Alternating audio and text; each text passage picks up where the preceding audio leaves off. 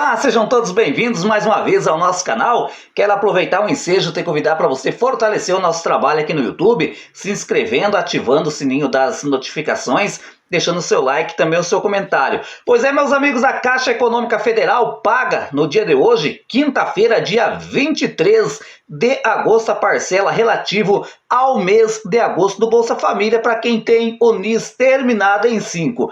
Ou seja, meu amigo, minha amiga que está acompanhando o nosso canal nessa manhã, se porventura o NIS, número de inscrição social do seu Bolsa Família, é terminado em 5, o pagamento já está disponível para saque. Para você não perder a viagem, digamos assim, ir no dia errado para receber o seu Bolsa Família, você pode entrar no aplicativo Caixa Tem para saber, né, se o dinheiro já está na conta ou não. E principalmente, né, em relação ao auxílio gás que está sendo pago no dia de hoje para quem tem o NIS terminado em 5. Se o auxílio foi depositado na sua conta, vai aparecer no aplicativo Caixa Tem. E também é importante reforçar aqui mais uma vez, né, que os nossos amigos lá do Pernambuco, que tem o NIS terminado em 5, além do Bolsa Família tradicional, vai receber R$ 150 a mais relativo ao 13º salário. Olha, meus amigos, o valor, né, mínimo do Bolsa Família é de R$ 600 no Brasil como um todo. Quem que recebe os R$ 600? Geralmente são aquelas famílias unipessoais, aquelas famílias que moram sozinhos, mas tem todos os adicionais, como o adicional de R$ 150 para criança de 0 a 6 anos, o adicional de R$ 50 para mulher grávida ou que esteja amamentando, e crianças e adolescentes de 7 a 17 anos. E também é importante reforçar mais uma vez aqui, meus amigos, a importância de manter os dados, né, atualizados junto ao CRAS, porque essa atitude tão simples por parte do beneficiário acaba inibindo, digamos assim, futuros cortes no benefício. Olha, meus amigos, dando sequência aqui no nosso primeiro boletim informativo, o ministro do Desenvolvimento Social e Combate à Fome, o MDS, né, o Wellington Dias, ele disse que o recurso destinado para o Bolsa Família não deve ter aumento em 2025. Né? O ministro do Planejamento, né, está concluindo o orçamento que determina o quanto será gasto por cada ministério e deve apresentar o projeto na próxima semana. Conforme Dias, com a inflação sob controle, os brasileiros têm o seu poder de compra preservado e por isso o valor pago pelo programa social não deve ser reajustado. Hoje as famílias beneficiárias do Bolsa Família recebem em média R$ 681. Ou seja, meus amigos, segundo Wellington Dias, né, olha, a inflação está sob controle, não há necessidade, né, de reajustar o Bolsa Família no ano de 2025. Gente, deveria estar previsto em lei que todos os anos deveria, né, pelo menos um reajuste mínimo no Bolsa Família. Porque, gente, vamos ser sinceros, dá vontade de perguntar para o ministro se, né, o beneficiário do Bolsa Família desse ano de 2024, será que ele vai conseguir comprar mesmo a cesta básica em 2025? Essa é a grande pergunta que tem que se fazer. E olha, gente, eles acham, né, que esse R$ 600 é tanto dinheiro. Por que o ministro não pega R$ 600 e tenta passar um mês para ver como que ele ia ter que se defender, digamos assim, né? Essas pessoas, gente, eles não sabem realmente, né, o que a falta de dinheiro faz na vida das pessoas mais carentes, porque são sempre pessoas que ganham milhões de reais, né? Tem salário alto, digamos assim, comparado ao restante da população que recebe o Bolsa Família. Eu confesso, gente, que eu fico indignado, porque sabemos que quem recebe o Bolsa Família, na grande maioria das vezes, são mães solos, são mulheres, né, que foram abandonadas pelos seus maridos, que hoje têm que estar criando os seus filhos sozinhos. Imagina uma mãe aí com 4 filhos aí, né, tendo que sustentar essa criançada. O governo poderia ter um pouquinho mais de humildade, de humanidade, né? Porque eu penso que o reajuste, gente, não ia quebrar o país, né? É importante o Bolsa Família não há nem o que negar, não há nem muito menos o que questionar, né? O Bolsa Família faz a diferença na vida de mais de 20 milhões de pessoas. O que eu não consigo concordar é com o argumento do ministro. Olha, né, não vai subir, não vai ter reajuste no ano de 2025 porque a inflação está sob controle. E agora a pergunta que fica, será que realmente a inflação está sob controle? Olha, meus amigos, mais uma vez aqui reforçando, né, que nessa semana foi liberado mais um lote de RPVs, ou seja, atrasados do INSS, né, em torno de 2,66 bilhões de reais. Né? Alguns sites estão arredondando para 2,70 bilhões de reais e vai beneficiar em torno de 167 mil aposentados, né, Brasil afora. Esses podem ser de auxílio-doença, aposentadoria por invalidez, BPC-Loas, entre outros. Como é que funciona, gente, essa questão de benefício judicial? Muitas pessoas têm dúvida. Olha, todos os meses sai um lote de dinheiro aí, falam nesses canais do YouTube, mas e por que só um grupo de pessoas consegue pôr a mão nesse dinheiro? Eu vou explicar, gente, o porquê disso. Geralmente, a pessoa, quando tem algum direito, vai até o INSS, não é assim? Faz lá o seu pedido de aposentadoria e tem o seu pedido negado pelo INSS. Aí essas pessoas, para ter o seu direito respeitado, entram na justiça, né? E geralmente, na grande maioria das vezes, a justiça dá uma liminar obrigando o INSS a pagar, né, a aposentadoria desse segurado, digamos assim. E aí, mensalmente, ele começa a receber esse benefício por ordem da justiça, deixando claro aqui, o INSS paga porque é obrigado, porque por conta própria não pagaria. Só que, né, essa causa na justiça, ela segue tramitando, né, porque em muitas situações um juiz dá o direito, o INSS recorre. Geralmente começa em primeira instância e termina lá em segunda instância no TRF, né? E aí o que acontece? Os atrasados só chega ao segurado quando a causa foi transitado em julgado. O que isso quer dizer? Que não cabe mais recurso por parte do INSS. Só nesse momento é que esses atrasados chegam, né, para esse beneficiário. Gente, eu costumo dizer aqui que quem tem um benefício judicial, ele pode se dizer que o benefício é definitivo, é exatamente a hora, né, que a causa foi transitado em julgado, né? Ou seja, a hora que chegou os atrasados, esse beneficiário pode respirar aliviado, porque esse benefício pode ser considerado definitivo. Por quê? Porque houve um acordo entre a Justiça e o INSS. Nesse lote, meus amigos, que está sendo pago nesse momento, são para aqueles que tiveram a sua causa autuada pelo juiz no mês de julho, né? E os pagamentos seguem nos próximos dias, né?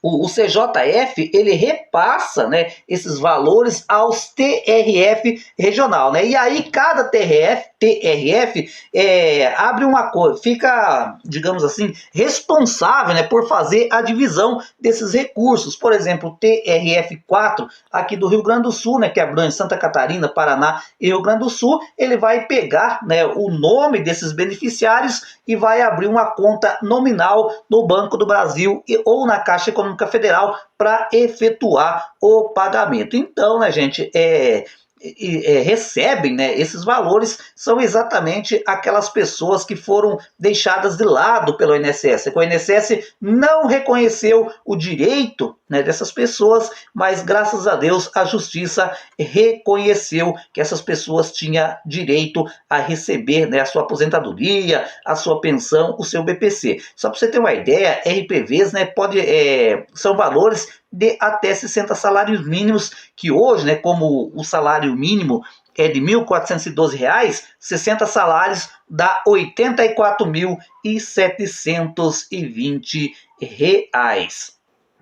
Olha, meus amigos, dando sequência aqui no nosso primeiro boletim informativo aqui no nosso canal, né, avisando, alertando você que precisa ir até uma agência física do INSS, gente. O INSS segue em greve, né? Essa greve já dura 40 dias e segundo informações, a cada dia que passa, né, está havendo mais servidores interessados, né, a entrar nessa greve. Mais de 700 agências Brasil afora estão funcionando de maneira parcial, ou seja, tem uma parte de servidores que está trabalhando e tem a agência do INSS que está totalmente fechada. Então, se você está precisando ir até uma agência do INSS, primeiramente dê uma consultada para ver, né, se está fechado ou não, porque senão você pode correr o risco de perder a viagem. Olha, meus amigos, segurados do INSS, né, que trocarem de endereço, número de telefone, e-mail, fizeram alteração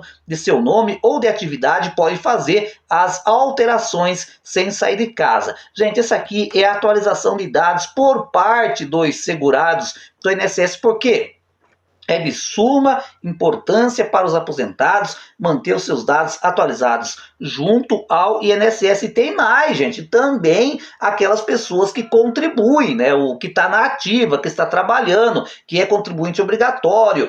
Também é de suma importância para o contribuinte facultativo, para o contribuinte individual manter os seus dados atualizados, né? Para facilitar a concessão da sua aposentadoria quando chegar a sua vez, né? E outra, gente, e para quem já é aposentado, é de mais importância ainda, porque se o INSS precisar entrar em contato com você, a carta vai chegar na tua casa. Agora, se os seus dados estiverem desatualizados, se o INSS enviar uma carta, por exemplo, essa carta nunca vai chegar nas suas mãos, né? E você que quer fazer essa atualização, basta você acessar o site ou o aplicativo Meu INSS.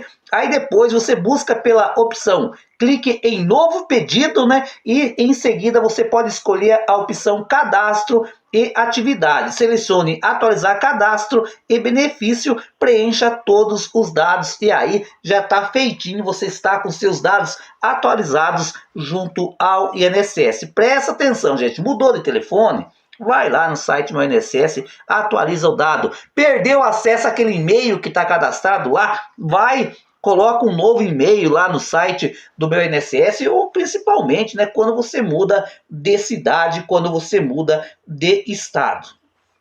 Olha, meus amigos, o pente fino em benefícios temporários, ou seja, o auxílio doença, já identificou o pagamento indevido de 45 mil pessoas. Essa revelação foi feita pelo ministro da Previdência Social, o Carlos Lupe, né? Isso representa 45% do total de auxílios que já passaram pela revisão, segundo o Carlos Lupe. A revisão dos benefícios do INSS começou há cerca de 40 dias e já verificou, né, a situação de 100 mil pagamentos. O objetivo é analisar 800 mil até o fim do ano. E em 2025 o número deve chegar a 1 milhão. Ou seja, meus amigos, o INSS já analisou, né, em 40 dias em torno de 100 mil auxílio-doença, né, e foi cortado 45 mil benefício. O ministro Carlos Lupe afirmou que os principais casos envolvem beneficiários que recuperaram a capacidade de trabalho,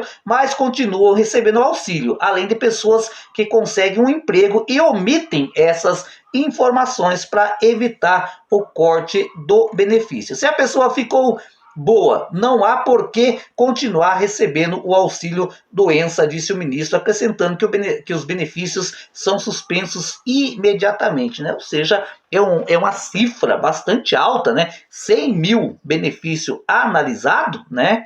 45 mil benefícios já foram suspensos, foram cortados, né? E o objetivo é que até 2025 o INSS faça um pente fino em 1 milhão de benefício no auxílio-doença. Gente, eu até costumo...